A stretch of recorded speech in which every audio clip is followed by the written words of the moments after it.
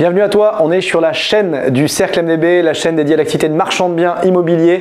Aujourd'hui, on va parler dans la minute du marchand du crowdfunding immobilier. Le crowdfunding immobilier, c'est quoi? Eh bien, c'est du financement participatif appliqué à l'immobilier. C'est-à-dire que monsieur et madame tout le monde peuvent investir à partir, selon les plateformes, de 10, 50, 100 ou 200 euros sur des opérations immobilières.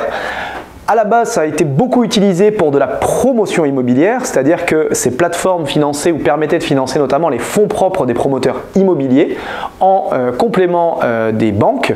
Et maintenant, et de plus en plus, des plateformes se sont démocratisées, développées et lancées pour accompagner les marchands de biens immobiliers. Alors, comment elles fonctionnent ces plateformes? Pourquoi avoir recours aux plateformes de crowdfunding plutôt qu'à la banque? Ou comment on peut faire peut-être pour mixer les deux? On parle de ça dans cette vidéo. Alors, déjà, il faut savoir que les plateformes de crowdfunding, si elles vont financer seule une opération de marchand, globalement, elles vont les financer de la même façon qu'un établissement bancaire. C'est-à-dire qu'elles vont financer ce qu'on avait vu dans une précédente vidéo, environ 80% de l'opération, demander 20% de fonds propres de l'opérateur, donc du marchand de biens, et vous financez l'opération avec des garanties qui sont similaires à celles des banques. Mais les opérateurs de crowdfunding sont aussi capables de financer différemment et sur des opérations un petit peu plus complexes. Notamment, ils vont pouvoir venir en complément des banques et donc cofinancer avec des banques votre opération. Donc si on reprend l'opération de base, sur laquelle on avait une base de 100, on avait parlé des 80% qui sont financés par la banque, des 20% qui sont financés par le marchand, mais certaines fois, le marchand n'a pas ces fonds-là ou veut réaliser différentes opérations et peut-être diluer son risque et le mettre sur plusieurs opérations, et il va pouvoir faire appel au crowdfunding sur cette partie des 20%. Donc comment il va faire?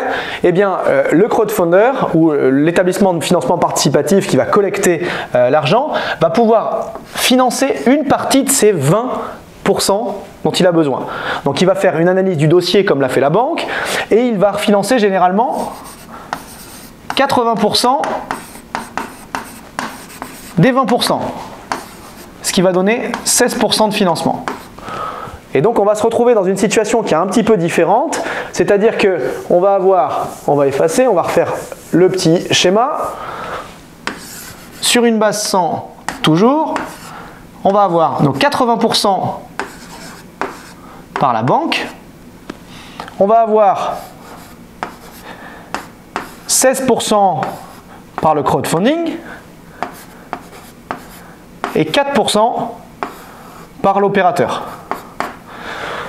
Et donc c'est dans cette possibilité-là que les crowdfunders vont intervenir sur les fonds propres. Donc ils vont venir en deuxième rang en termes de sécurité et de garantie vis-à-vis de la banque. Donc la banque va prendre ce qu'on appelle l'hypothèque, ou en tout cas la garantie majeure sur le bien, garantie majeure. Le crowdfunder va prendre des garanties soit sur l'opérateur, des cautions personnelles, sur les holdings, sur les sociétés de marchands ou des hypothèques de second rang. Et il reste des fonds propres qui restent impliqués pour que le marchand de biens reste impliqué à hauteur de 4%. Donc ça, c'est le montage qui permet de faire le plus gros levier bancaire et de travailler avec le crowdfunding. Comme je vous l'ai dit, il est possible aussi de travailler uniquement avec le crowdfunding et pas avec les banques. Ou bien, encore une fois, on avait parlé des opérations sur fonds propres, mais voilà un petit peu les différents types d'opérations que le crowdfunding peut réaliser ou peut vous permettre de réaliser. Juste en termes de frais, il faut savoir que les plateformes de crowdfunding prennent entre 5 et 7% hors taxe de frais de dossier, frais fixes.